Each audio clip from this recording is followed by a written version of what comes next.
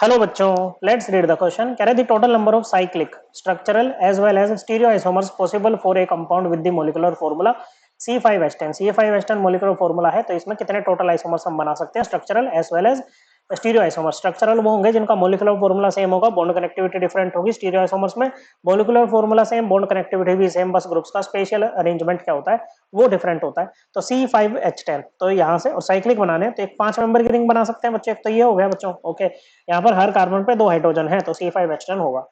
फिर आप क्या करो बच्चे, एक 4 मेंबर की रिंग बना के इस पे CH3 लगा दो, ये भी C5H10 है बच्चों।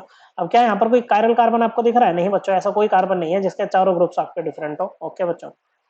तो हम फिर वहां पर ऑप्टिकल एक्टिविटी चेक करते हैं बच्चों। तीसरा आप क्या कर सकते हो बच्चों कि एक 3 मेंबर की रिंग बनाओ, उस पे CH2CH3 चिपका दो बच्चों, ओके। या फिर आप एक काम करो, 3 मेंबर की रिंग बनाओ और इस पे ऐसे CH3 और CH3 चिपका दो बच्चों, ओके। ये पॉसिबिलिटी है। तो यहाँ पर भी कोई कायरल कार्बन नहीं है, यहाँ पर भी नहीं है। एक पॉसिबिलिटी आप ये ले सकते हो बच्चों के 2 मिथाइल ग्रुप आप अलग अलग कार्बन पे लगाओ बच्चों। अब इसमें आप ऐसा कर सकते हो कि दोनों मिथाइल ग्रुप को आप सेम साइड पर भी ले सकते हो, इसको हम बोलेंगे सिस आइसोमर। और दोनों को आप ऑपोजिट साइड्स पर भी लगा सकते हो और इसको हम बोलेंगे ट्रांस आइसोमर, ओके। और इन दोनों में क्या है बच्चों, molecular formula same, bond connectivity भी सेम, बस ग्रुप्स का स्पेशल अरेंजमेंट डिफरेंट है। तो स्टीरियो आइसोमर्स होंगे और ये जियोमेट्रिकल आइसोमर्स है, ओके बच्चों। अब यहाँ पर देखो बच्चों, ये वाला कार्बन आपका कायरल है, ये भी कायरल है, चारों ग्रुप्स डिफरेंट है। तो ऐसे में चेक कर लो क्या कंपाउंड के पास कोई प्लेनो सिमेट्री या सेंट्रो सिमेट्री तो नहीं है। अगर दोनों ही एब्सेंट हुए ना तो कंपाउंड आपको ऑप्टिकली एक्टिव हो जाएगा, अन्यथा दोनों में से एक भी प्रेजेंट है तो ऑप्टिकली इनएक्टिव होगा बच्चों।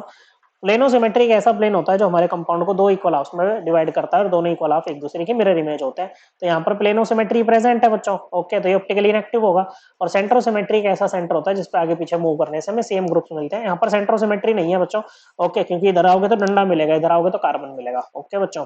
वहीं इसमें इसमें ना तो कोई प्लेनो सिमेट्री है बच्चों, ना ही कोई सेंट्रो सिमेट्री है, ओके। तो ये क्या होगा बच्चों, ऑप्टिकली एक्टिव होगा। और ऑप्टिकली एक्टिव कंपाउंड्स के लिए एक नॉन सुपर इंपोजिबल मिरर इमेज भी एग्जिस्ट करती है, जिसको हम यहाँ पर काउंट करेंगे बच्चों। तो टोटल आइसोमर्स हमारे कितने बन गए, 1 2 3 4 5 6 और ये 7वां, ओके बच्चों। तो 7 बने, हमारा आंसर आ जाएगा 7, okay. This would be the final answer. I hope आपको एकदम क्लियर हो गया होगा। थैंक यू बच्चों।